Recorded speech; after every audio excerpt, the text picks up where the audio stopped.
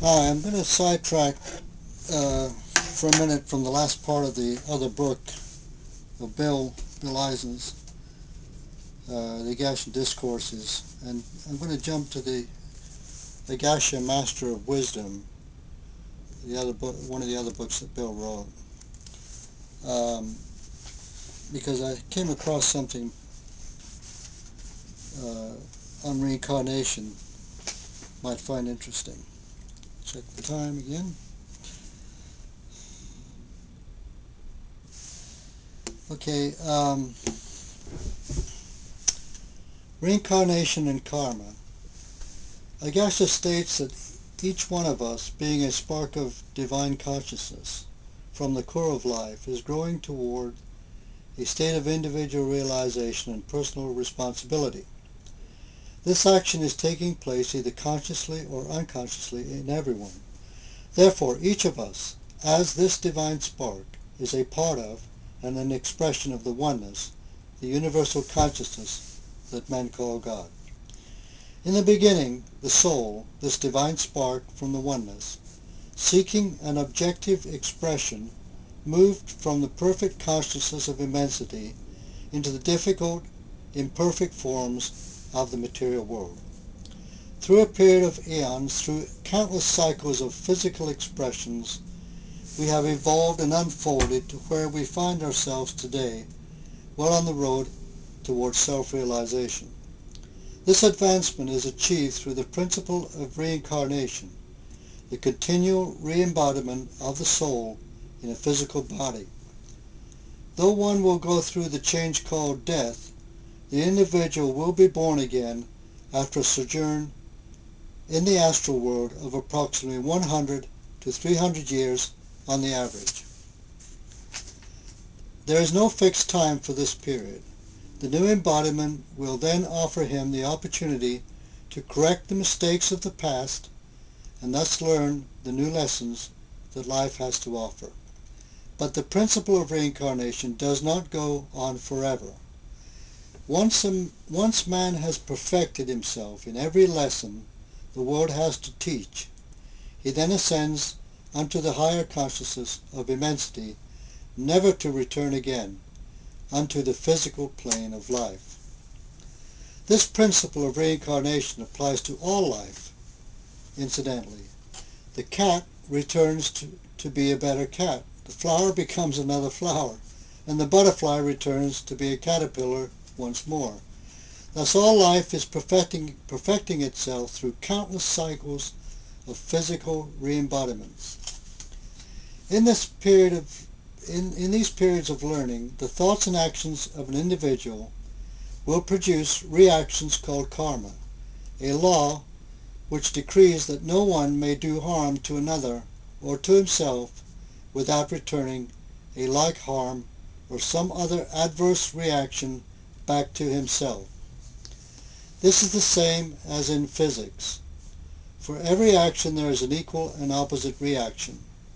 This is the great law of compensation, the law of retribution, whereby each soul is his own judge and administrator. Thus the soul attracts unto itself the proper punishment or reward to best suit a previous action.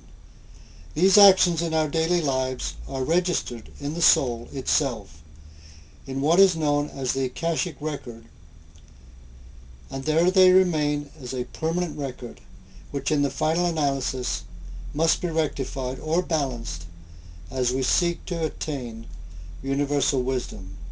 We earn every step of the way, says Agasha, and we learn by the quality of our expressions. Nothing is added unto us but that which we have already earned. The I within. Agasha is always stating that the God that moves the reprobate, the lowly, the unlearned, is the same God that moves the arisen teacher. This is reasonable to believe, as there is only one God presence. Thus we must come to the divine realization of the God presence within us. The I,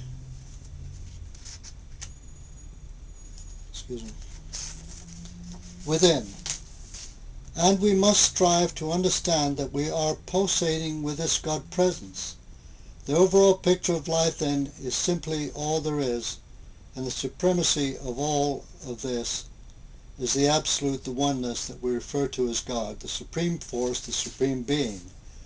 To reinforce this thought, Agasha gave us an affirmation many years ago, and it is always repeated at the beginning of every class. It goes as follows: I am master of myself. I am all-powerful, and nothing can come to me of an inferior nature. I am peace. I am power. I am all there is. Now, who is the I am? The I am is yourself, the spark of divinity. That is your true self. It may be compared to a drop of water and the God consciousness to the entire ocean. Yet it is all water. The same analogy holds true when we compare a spark from the fire to the fire itself. The spark has the same potential as the fire. This spark of divinity is as minute as a tiny atom, but it clothes itself in the etheric substance of the consciousness that it is in. Therefore, the spark of divinity, when taken together with the outer garment, is what is termed the soul. It is an egg-shaped form, and basically it is white. This is the soul. The soul is located at the very center of the human anatomy, the solar plexus. Thus we find that this egg-shaped form, following the example set by the spark of divinity, has now clothed itself in turn with a far larger amount of matter from the mental, astral, and physical planes.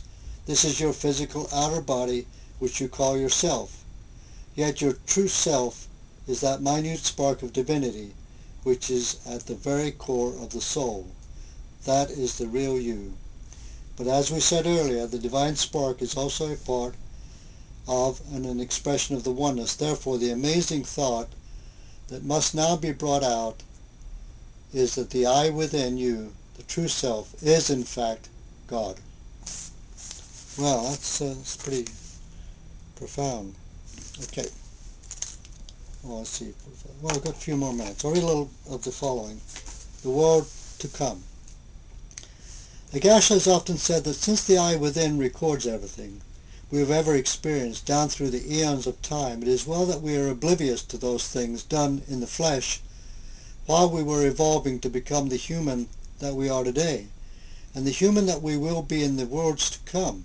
The phrase worlds to come refers to the kingdoms we shall find ourselves in, not only in the astral world, immediately after our release from the physical body, but also in the higher realms of the consciousness of immensity after our ultimate ascension from the physical plane altogether. These will be the worlds created by minds of the collective groups of the same caliber. As like attracts like, so shall we be among our own kind. The atmosphere and the environment will indicate the thinking of the group, and this then will constitute our own particular world. These worlds will be, for all intents and purposes, the equivalent of our world here. But the etheric worlds will be in a state of consciousness where we will not have to contend with the things that obstruct us while we are living in and dealing with gross material matter. Do you have to be freed from the physical garment in order to enter one of these worlds to come? No, not necessarily. Well, I know I didn't, because I did visit. As a matter of fact, you can come into the heavenly state right here on the earth plane, which is proof, oh, I see what he's saying, that it is all a state of mind. Then on the other hand, you can live in a castle, have all of the beauty and refinement, and yet still be in hell at the same time. It is how you think. Thoughts are things, and things were thoughts before they became manifest. All material things on the earth plane were first thoughts of men before they were brought into manifestation. Even our world of today was only in the mental stage, and consequently a world to come at the time that we were living through our last previous incarnation. Okay, we'll end it there. But pretty interesting. I'll go back to the other book next time.